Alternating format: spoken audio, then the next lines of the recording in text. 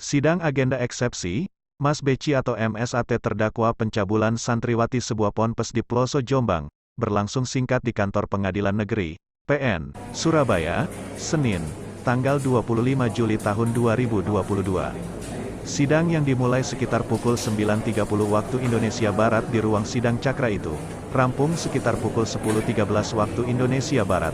Kepada awak media anggota tim kuasa hukum Mas Beci, Rio Rama Baskara mengatakan, ada 2 poin bantahan yang telah disampaikannya di hadapan majelis hakim dalam sidang eksepsi tersebut. Pertama, menginginkan sidang offline tatap muka dengan terdakwa. Kedua, dakwaan kurang detail dan tidak teliti.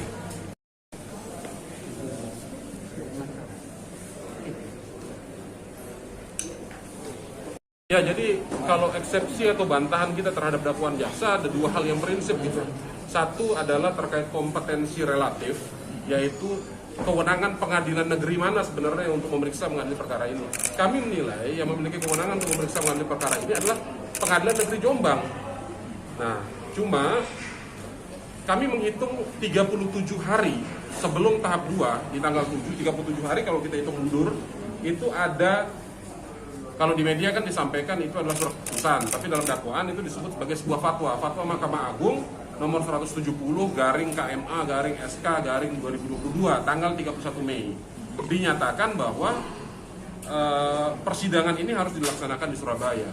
Sesuai dengan ketentuan dalam KUHP di pasal 85 yang mengajukan permohonan itu hanya 2 yang memiliki legal standing. 1, Ketua Pengadilan Negeri. Yang kedua, Kepala Kejaksaan Negeri. Nah, di luar itu tidak boleh itu. Nah, kami sampai menerima berkas perkara ini tidak melihat itu bentuk fatwa itu.